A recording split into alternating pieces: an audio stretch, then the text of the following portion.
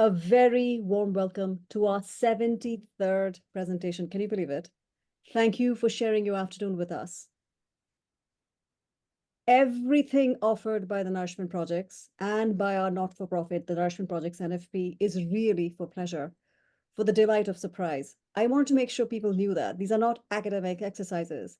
It's really to marvel at the jaw-dropping beauty that is life.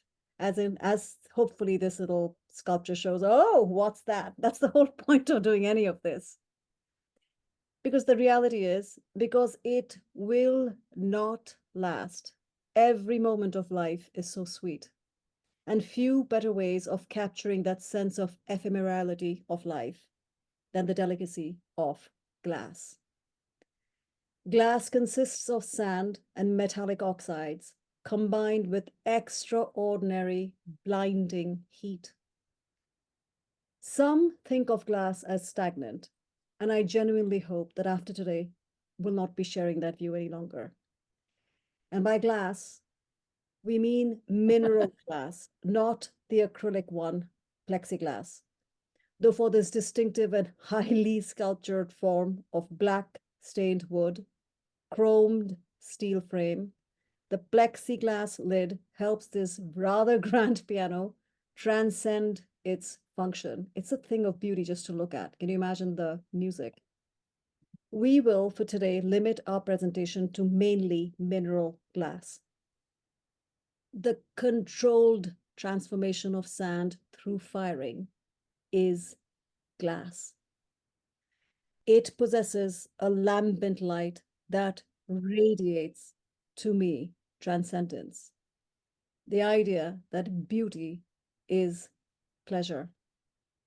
When hot, glass genuinely, to me, comes alive, moving gracefully and inexorably in response to gravity and centripetal force. It's pure science.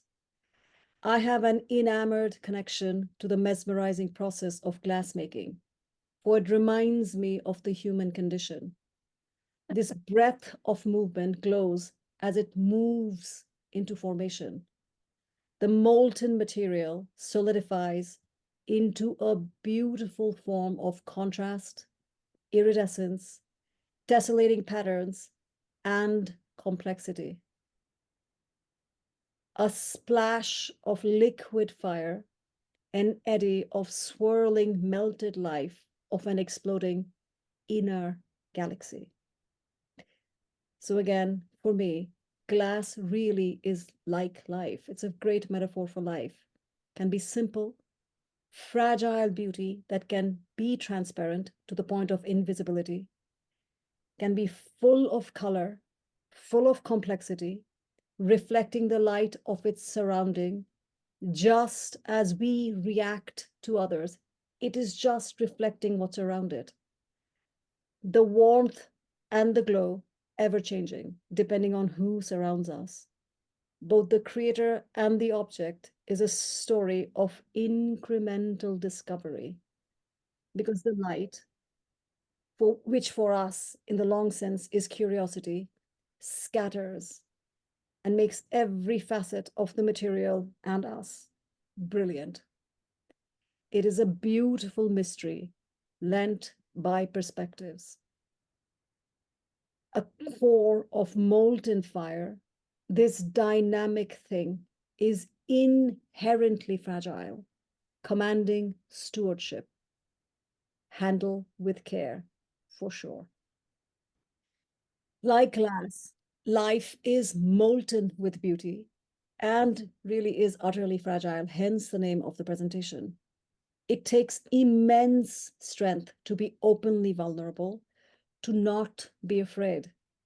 And such fragility should be handled lovingly, reverentially, to approach things fragile, both glass and life, each of us, with humility. So it begs telling that not all heated silica becomes glass. Faience, made from similar ingredients to glass, is partially heated until a paste forms. It is not molten to liquid, thereby it's not heated to the same high temperature, so it will not become liquid.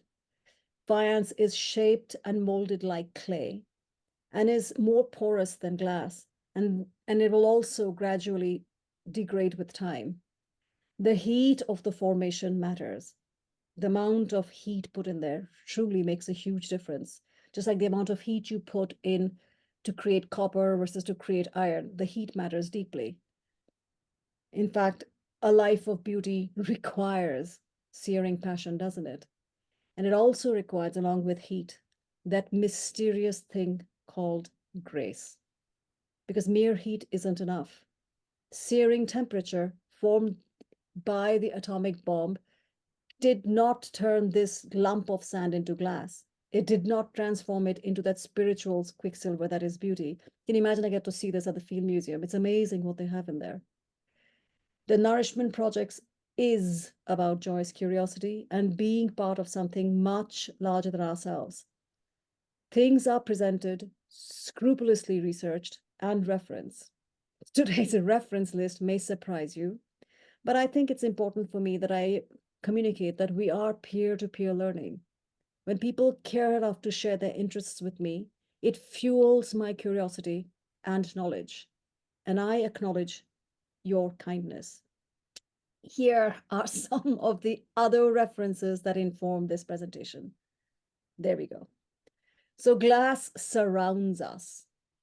Eyeglasses, it's in the name. Glass windows, view of the world, and quite a beautiful view. Glass is essential for bookcases, and Jack, you may recognize your Southrons in there. It's my little temple. Also, glass provides protection for technological devices.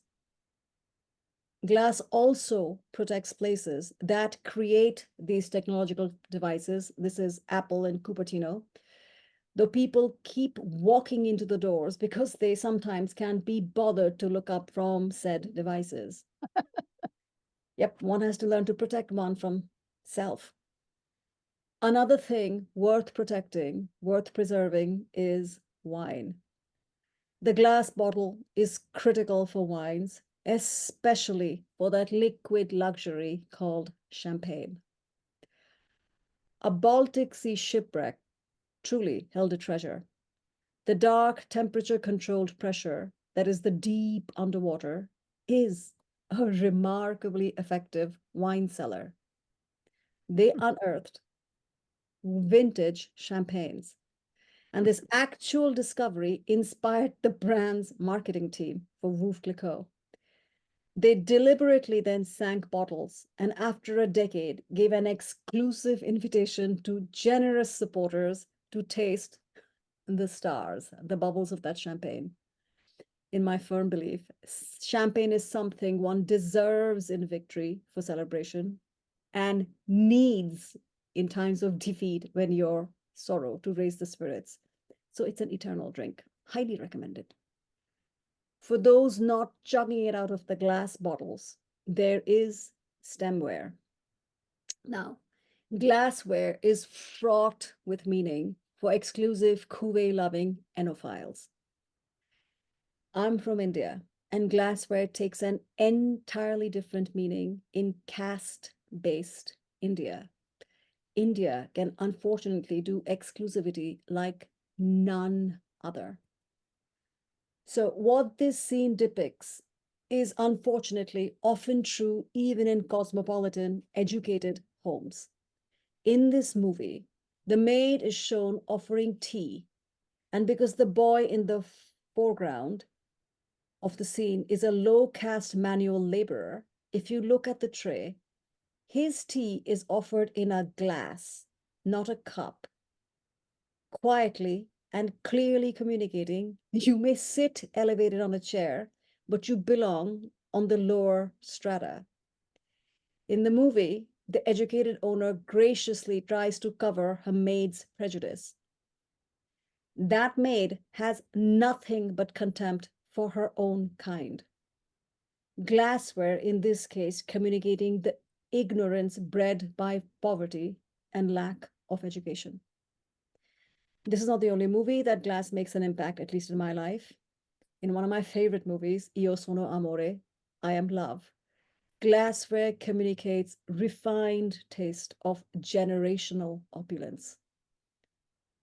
Plays and movies around the metaphor of glass abound. One example, The Glass Menagerie, a classic. And there are also contemporary movies, or contemporary enough in the last decade or so, The Glass House. Contemporary furniture made of glass, contemporary style homes in which people shouldn't throw stones, as they say, though ironically, the entire edifice is cladded in a beautiful stone called marble.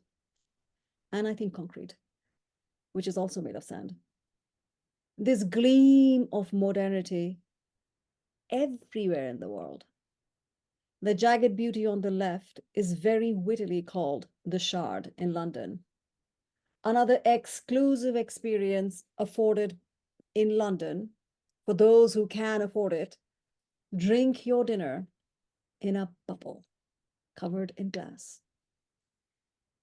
Many things associated with meals, mainly things in a kitchen, stemware, plates, stovetops, cabinets, they're all made of glass. And in this photograph, glass also provides quite the view to devour.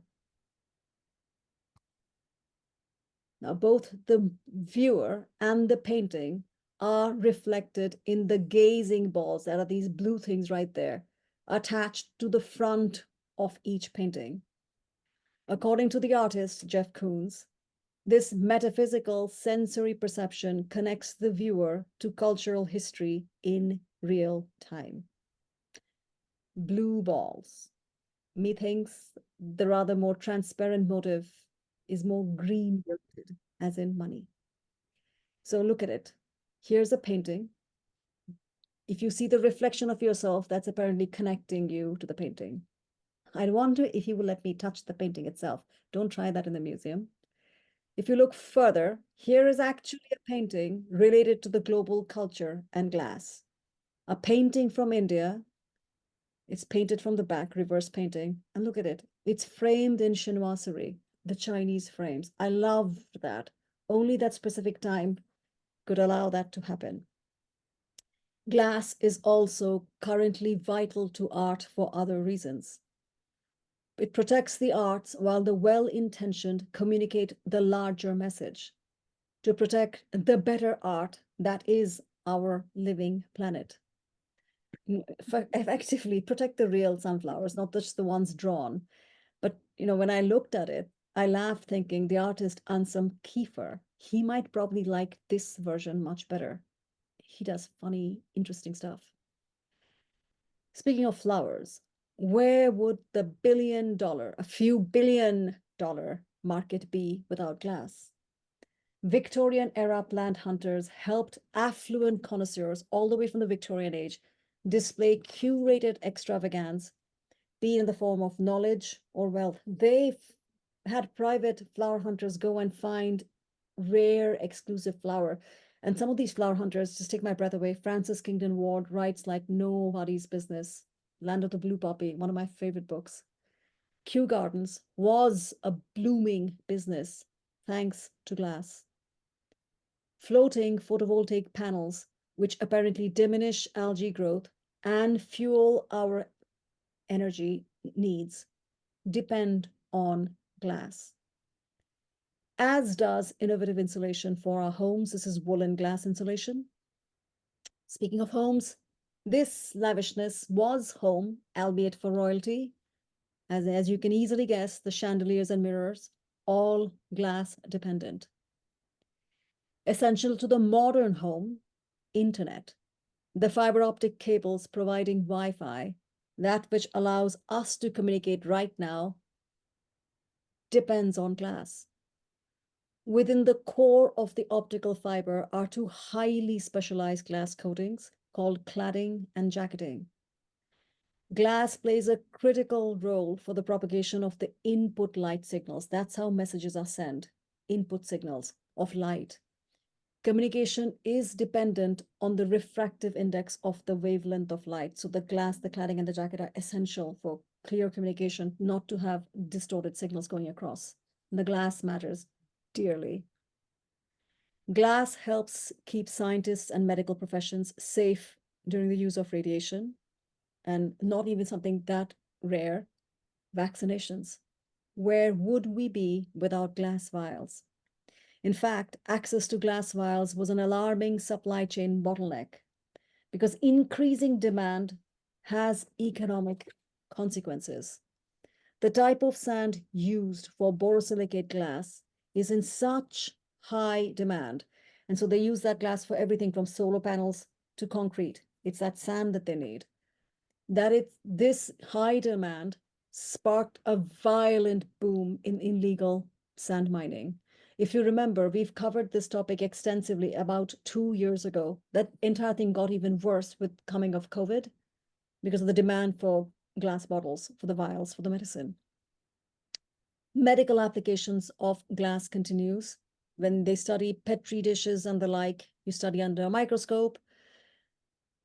You can study life itself. It allows us to study life in various forms, to peer at something as small deep inside a cell. And glass also helps create an instrument to let us view the vast heavens. Telescope, both the microscope and the telescope, depending on glass. Galileo devised one himself, canted it upwards to the sky to spy the faraway night. During his time, according to church doctrines and Aristotelian philosophy, the moon was an immaculate heavenly body, perfectly smooth, perfectly spherical. What Galileo saw instead was shadows signaling rifts, craters, and mountains. Not goddess-like, but rather a body of rock with topography, an object of scientific study that may be mapped and surveyed. Look at that. That's an actual piece of the moon. It's far from smooth. Peering into the darkness of the sky chamber, Galileo saw the lady Venus undressing over the course of the 584 days of her cycle. Venus slowly slipped off her gown of light and put it back on again, which implied that Venus orbited the sun, supporting Copernicus's theory of a sun-centered universe. This knowledge brought Galileo before the Roman Inquisition on charges of heresy and landed him in the prison of his own house in 1633, where he would remain for the last decade of his life, blind. Unable to travel due to the house arrest, Galileo kept his telescope, and it fertilized the sky and helped him see stars in what was previously thought as empty, vacuous space. Isn't it important to approach life with humility, to know that perhaps let's not be distracted by ignorance due to limited knowledge, just like that maid thought, you sit on the floor. We have levels of ignorance throughout, which we tie ourselves up to so unfortunately. He was prisoned for learning the truth.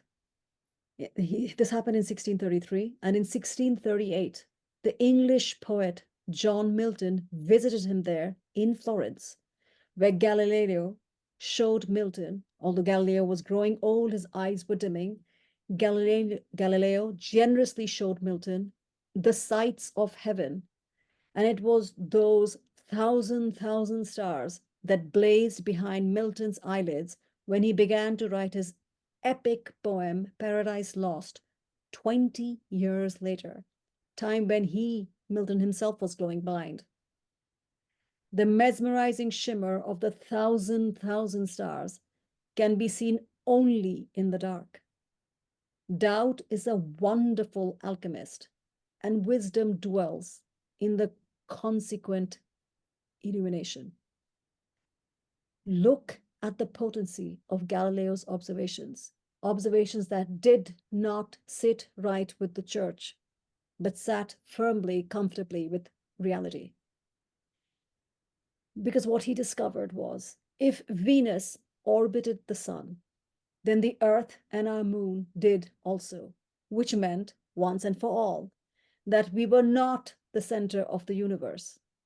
If we revolved around a star that was just one of millions of stars in a galaxy, itself one in a million in an illimitable universe, because that is the truth, each star being a potential sun around which planets spin, then the Earth was, as Adam says in Paradise Lost, simply a spot, a grain. And then we were not, perhaps, the apple of God's eye. Humility, to decenter the human. That humility brought to us by glass. And I thank you. This glass made of molten sand. Isn't that something? I can't get over that. That knowledge makes me view this humble picture with informed eye. The same sand makes the glass, it's just form taking a different shape. It helps me view life with a bit more transparency, that forms can be very deceptive. This is the exact same thing. Glass need not be transparent or colorlessly opaque. It is best appreciated in life so that one can behold flawless cuts and scratches, to see the skill of the craftsman, because the light that it reflects on the surrounding is rewarded by patience. And with clarity, you can see so many things. It reminds me that you dance within me, that no one sees you. Only in quiet and stillness can these things be observed. And there's magnificent work being done continuously with glass. There's an exhibition going on right now in Florida, Karen Lamont, Imprint of an Absence, really reminiscent to me of the Elgin marble, but much more than that. This glass sculpture is of loss. It is the occupation of a space between the corporeal and the spiritual, because where is the body? Not there. In Karen Lamont's work, isn't that something? These things you see, but you really behold within. In her work, clothing functions as a surrogate skin. The motive for her is the Japanese concept of mu, mu, which means nothingness. And in my world, in Sanskrit, the term is neti, neti, not this, not this. Is that you cannot capture existence. It's beyond definition, that existence is beyond form. The transcendence of existence communicated through the transparency that is glass.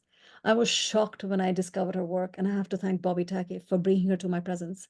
And I spent hours looking at this stuff online. If had I known before, I would have gone and seen her exhibition. But it's not just the Eastern perspectives. Glass is prevalent because it amazes me that life slips through the fingers of time like sands, like they say in an hourglass. To see this thing solidifies and becomes something so beautifully fragile, reminds us of our own existence, to not waste it. And this spirituality is not just Eastern, it's definitely there in the Western world. So this church, it was reconstructed after the war. And that's why you can see a difference in the architectural presentation of the previous one and the addition to it. And I love that they carefully, lovingly restored the roof. It's almost like a Western kintsugi. In Japan, they seal things that are broken, they heal with gold lacquer. It looks beautiful. But if you look at it in the larger picture, the enduring stoicism at the deplorable loss of life that are wars, it becomes lucid with gravity.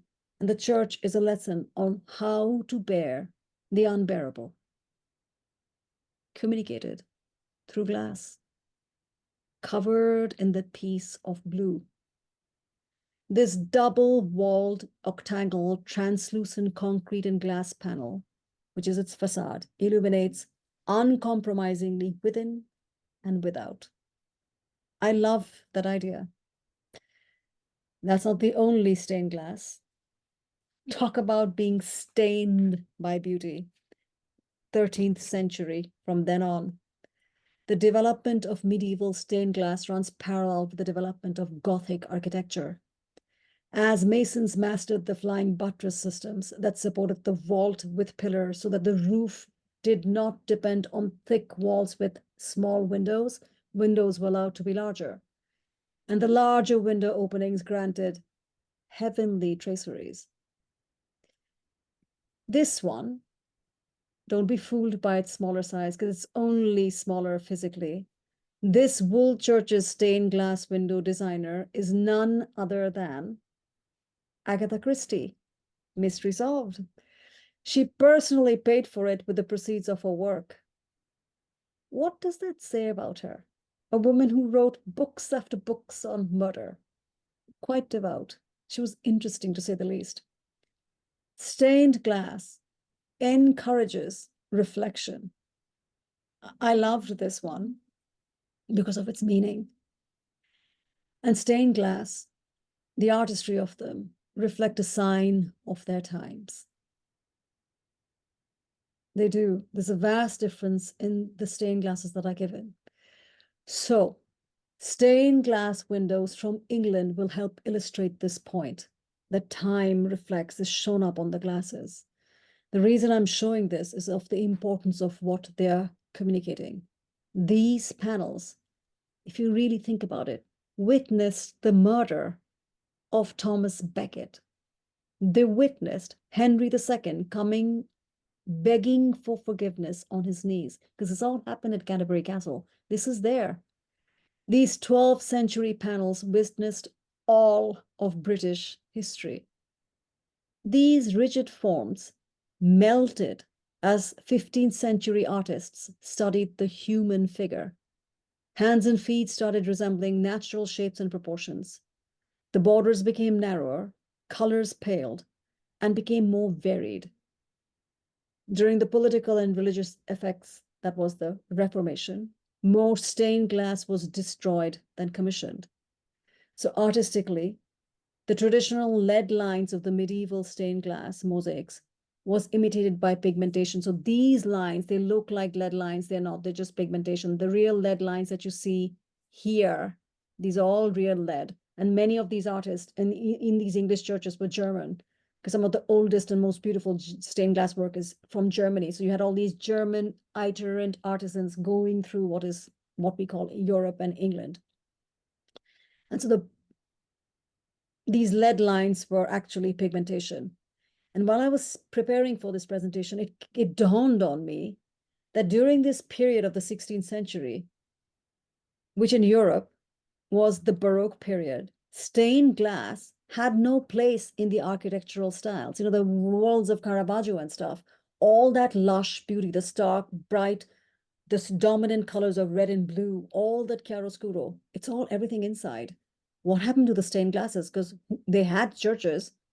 Baroque and Rococo architecture favored plain glazed windows because it wanted the bright lights to come in to show off the magnificence of the interior of the Baroque palaces. The Baroque churches took literally the term look within.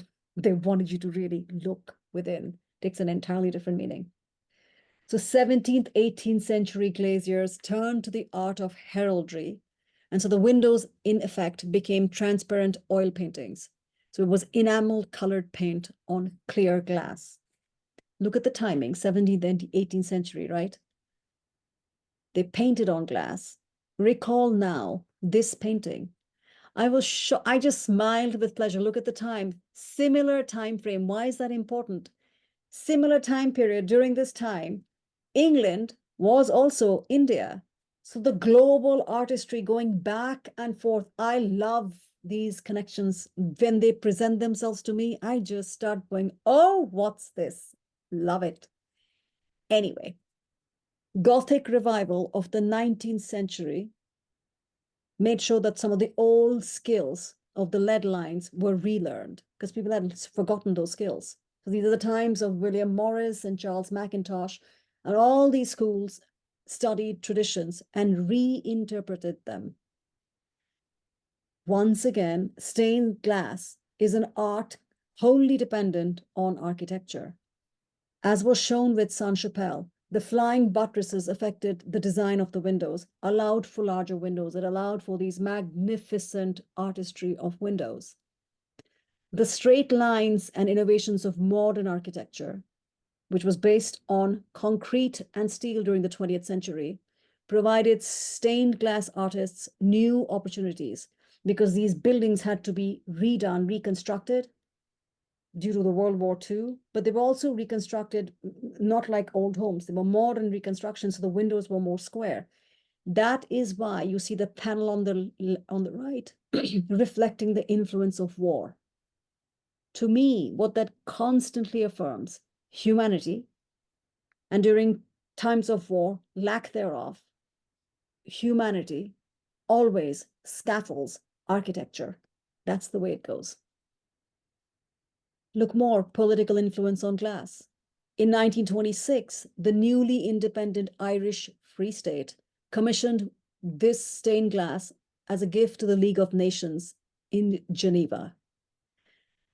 This panel now resides in Florida. The Irish will enjoy this irony. So the designer, the illustrator who they commissioned was Harry Clarke, and he applied his formidable drawing skills to stained glass, producing fluid imagery unusual in a medium known for its formality. Clarke's vignettes illustrated works by key figures of the Irish literary revival. The panel, for example, this one being shown, paid homage to the role of liquor in Irish literature. I'm going to point now, right there, clearly showing the importance of liquor to these artists. James Joyce's Ulysses had already been banned for its sexual content. So his drawings, his glass was peppered with reality, how he saw art and its effects. Long story short, the Irish government rejected the window, refusing to install it in Geneva on the basis that it did not project the desired image of a modern Irish identity. So this panel now resides in United States liberal bastion, the state of Florida. There is always hope in all things beautiful. So, but stained glass is not ensconced only in Christianity. The light that is Allah in Islam, the verdancy symbolizing paradise of Islam, all of that communicated through the medium that is glass. Let there be light. The term nur, N-U-R or N-O-O-R, it means nur. So let's go from the electrical, because these are now electrical lights. Let's imagine to the ones that illumined Mamluk Islam, mosque lamps. And the writing on it often represents the light verse, and this is actually L-I-G-H-T verse. It's called the Ayat al-Nur. It is the verse on light of Islam. It describes Allah's light through the metaphor of a wick floating in a dish of oil inside a glass object. The ones nowadays, like this one being shown, is electric. It wasn't that before, but the meaning is timeless. The inscriptions, as you see, along with the light verse itself from the Quran, would also list the titles and name of the Sultan who had commissioned the lamp. And when lit, the entire lamp would have glowed, evoking Allah's divine light described in the verse. The Sultan's name and title would blazon brilliantly when the light filtered through this transparent glass area, emphasizing not only God's divine light, but also the Sultan's divine right to rule. These things take my breath away. And there's a reason why, not just for the sheer aesthetic beauty, it's also for the lambent beauty of humanity's history that are in these three, just three mosque lamps. And it's available in broad daylight if you approach these arts with humility. Because what is the design reflecting? If you look at it, geography, 11th, 12th century, this is the tail end of the Mongol Empire. Mongols' rule brought Chinese artistry to Iran through the Ilkhanid dynasties, which is the Yuan dynasty. These are all Mongol dynasties. The Yuan dynasty has decimated the Song culture, all of that. It affected their art, their life. The Ilkhanids, and they butchered millions, but they kept the artisans because they had a value for artisans. And so they brought the artisans back and forth. And so Chinese artwork influenced Islamic design and vice versa. So Islamic influences are seen in the Ming vases. That blue of the Ming vase is Muhammadan blue because the blue comes from cobalt. And then these Ming vases influence Delftware. I love the connection. And I realized Delftware, Ming vase is not glass, it's ceramic. But what I'm trying to communicate is much larger than that, and I know you know it. So now look at it. Observe the influence of nature on the design. Look at the lotus flower. Where is the Islamic calligraphy? And these are in Mamluk times, these are in Egypt, in all of these areas. These are hanging on in the mosques. Juxtapose the two, look at the difference. Within the cohesive design, observe the diverse influence of humanity. It's really something. I love when these become so transparent to me. But the larger story about the divine light, as always, to me, is why gild a lily? Light itself is beautiful enough. This mosque is a stand-in for similar mosques all over the world. And now please look on the left. The calligraphy of light and shadows that adorn the mosque, thanks to the lattice work. Things like this influence the design of Jean Nouvel's Louvre Abu Dhabi. Beautifully done. It also influenced his designs in Qatar, because here he incorporated the mashrabiyas, which are the traditional Islamic lattice window works, which were essential, because Islam is a desert religion, so coolness matters. It's essential. Mashrabiyas were essential for evaporative coolness, and he used it as a cladding, just as they did traditionally. And if you peer at it, one can observe the glass panels in that reflection of the mashrabiyas. These mashrabiyas are steel. And so this slim, shimmering silver lace silhouette is a design marvel. It's lovely to look at. So this is the cladding surrounding all of it. Just imagine the shadow work. Imagine it on a full moon night. You can gasp. However, one does need to approach tradition, something so fragile as culture, with humility, to really understand centuries of wisdom that generates such architecture, such objects. Mashrabiyas were designed to catch the wind in hot climate, so the wind passes through, brings you relief. So the mashrabiyah is there for both passive and evaporative cooling. Glass panes cause glare. It reflects heat. Unlike a traditional mashrabiyas, it does not allow it to pass through. Reflected heat intensifies. It's not enough to say we have solar panels for cooling, because glass gets dust. Accumulated dust reduces the efficacy of solar panels. I am not saying chuck the baby with the bathwater. What I'm humbly suggesting is learn the spiritual reasons behind the designs and don't just get dazzled by the aesthetics. Because look, wooden mashrabiyas buffered with verandas to prevent the elements like water from going into the rooms. These wooden mashrabiyas lends the space an ethereal softness. And I'm showing you pictures from the Middle East, but this is true in parts of India as well. Definitely parts in Kolkata. They look different, but the concept is the same. Breathe this in, literally. When these mashrabiyas are made of fragrant wood, and in India, where I'm from, some of them were made of sandalwood. The heat fuels the perfume in the afternoon, because in the afternoon they will pour buckets of water on it. Water is sprinkled on it, actually, even on the walls. And so the heat makes the wood expand and the perfume comes out. It's a lovely feeling. You're ensconced in beauty.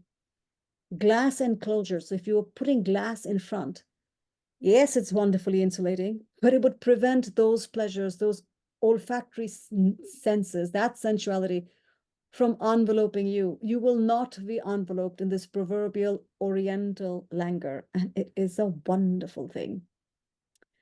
Because it's not part of our topic today. Ask me, those of you know me, which is many of you, ask me privately. How exactly do people in India like me use oud, that wood, not the way that the Western perfumers like Tom Ford uses it. It's a lovely thing. Anyway, Byzantine designs from the early days of Christianity were an amalgam of artistic influence, because that is the theme, isn't it, across everything I do, that we're all connected. Islamic Sicily around 9th, 10th century, before Christianity comes, no, 10th century, not 9th, 10th, 10th century onwards, around times of Charlemagne. So Islamic Sicily and Cordoba had made indelible impressions on Christian art. Glass has more than influence on stained glass windows. It shows up in other areas. For example, like you see here, tesserae, gold leaf-backed mosaics, which adorn the walls of the Basilica San Vitale in Ravenna, Italy. The sunlight, see the clear windows, the sunlight comes in, reflects. Here one sees sun reflection done right, gold and glass. And this combination is beautiful, time immemorial. Watch it catch light. I could not capture the real beauty of it because it looks utterly different when you see it in the museum. I can't get over that glass connects us to history. And look at the skilled craftwork. Look here. I just took a snapshot. Each cobra hissing with power. Glassmaking really is the human connection to history. And they wrote these instructions down because this was parts of trade. Look at the skills of these glassmakers. This profile in turquoise glass is subtly modeled to depict high cheekbones, fleshy lips, and a long neck. There is also a slight, I'm going to point now, slight depression on the earlobe, likely to indicate the location of an ear stud. There is an entire story on the global history of glass beads. You know, one has to curate when I'm telling these stories. And so in the interest of time, we are skipping it, but it's fascinating. Glass beads everywhere. To create certain designs, Egyptian glass workers began stretching lumps of glass into long, thin rods called canes. These canes could later be reheated and molded and were sometimes used to decorate vessels or, as shown in this picture, to create earrings. As far as the vessels are concerned, mosaic canes shown here, creating a spiral patterned bowl. I thought it was just lovely. So the term millefiori, which means 1,000 flowers, here you see it, and you see it again, millefiori, including canes in this bowl. Millefiori, as evidenced in the etymology, is prevalent in Italian designs. Then, and even now, this whimsical little bird has millefiori eye. And in the image in the back of this marble, that image is called the Dude. I just loved it. This millefiori is made of hundreds of thin black and white rods of glass positioned to create the pixelated image. Can you imagine the time and the labor-intensive love that this marble is? Because millefiori makers spend hundreds of hours making these small components that can be added to another artist's work. That sense of generous collaboration is beauty. The reason for the inclusion of this piece is that it represents a marking point in the history of glass making, blown glass. Blown glass helped speed up the production. Most things prior were cast and molded, like, lost wax methods, you see them everywhere. Chola bronzes uses that lost wax technique, they're everywhere. So the blown glass was a new technique. It was because cast models are very time intensive. So the less time you spend creating something, less labor, more profits. It made a huge change. Manufacturing processes are very important to me in general, because I'm a process engineer by training. And in general, manufacturing processes across the world are important markers, because it's also the human connection to this entirely ancient process. It's fascinating because we still blow glass now. The technique of blown glass is used today along with other methods. But this idea of mass manufacturing beauty, no one does that like Lalique. His factories were temples to beauty, as far as I'm concerned. Gray toned glass, each woman facing a different way. So first of all, which side is correct when you're presenting this vase? And obviously the handles are a fruitless tension between artistic value and functional purpose. They have zero purpose. No one's going to use that handle. I love it, because true beauty has a purpose beyond function. Utility is not its purpose. Renee Lalique leaves me speechless. There are very few things I yearn for in life. I would have loved to be his apprentice. Imagine what I could have learned. Designs by his French contemporaries were remarkable, though again, none compare. The brownish purple indicating the ripeness of the plum, as in that movie English Patient, A Plum Plum. Look how cleverly the neighboring yellow from the opposite side of the color wheel. Everything done with thought. Even the Eastern masters would pause with approval to this level of artistry. But the outside influence on French design, evidenced in glass, is somewhere else. It's in this steel and glass enclosure, the pyramid by the architect I.M. Pei, and this creation of glass is a revelation. The pyramid shape is actually modest and simple in form. And I'm going to point now, if you look at this side, humbly tries to disappear because the glass material doesn't want to showcase itself. It lets you peer right through it because it wants you to look through this edifice and look at the historical structures. And the architect and his team has settled on the pyramid shape because they realized the historical Louvre, the silhouette of that, except for these rounded edges, it didn't have many curves. That's why they chose the pyramid. The exterior glass system was the primary feature of the pyramid, and it mattered. The glass mattered dearly. It was critical to the architect that the glass was virtually as clear as possible, because at that time, the typical architectural glass used on buildings had a green tint. The glass manufacturing process for this pyramid used France's Fontainebleau white sand to produce the most transparent glass possible. It was finalized in England, but the sand for the glass came from Fontainebleau, not too far away. Natural light pours into the space below from the glass pyramid. Look at that. Look at the reflection. Isn't that something? Go to it at night. And again, to approach history with humility. I.M. Pei's team, the masonry tones were matched almost precisely to the tone of the stone used on the facade of the historic buildings one can see outside. They matched it as much as they could. They wanted to be as subtle as possible. And this impactful decision brings the two buildings together. Again, history approached with humility. Things this fragile, once identity, France's identity with Louvre, with all of its history, is fragile, should be protected. Let's not approach it with, what is it called now? When you break something, a disruptor. Please fix your disrupted mind. So the Fontainebleau sand is actually vital to our narrative. Around 35 million years ago, a warm sea inundated much of northwestern Europe, and this sea retreated and returned over and over again.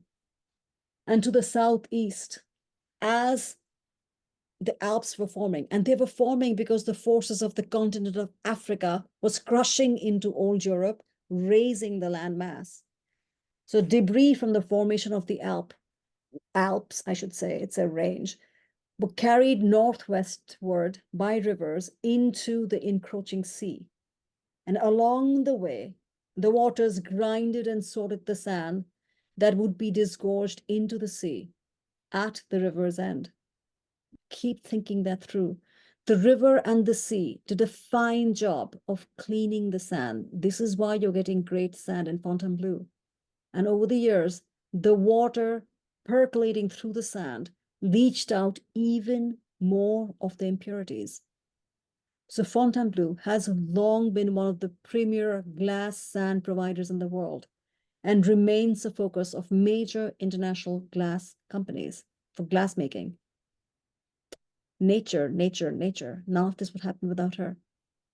The controlled transformation of sand through fire, resulting in a material that flows like honey, undulates, moves with grace, possessing an inner fire, until the molten material solidifies into beauty. All sand. It is the sand that creates the glass. That glass marble, this glass marble. And that which is embodied in this glass globe, all of life itself, that all of life, all that it encompasses, each, every species, you and I, all of us, are equally fragile. We need to be protected. We need to be loved. Thank you for your time. I hope you enjoyed the story. I'm going to stop sharing, and I wish you joy.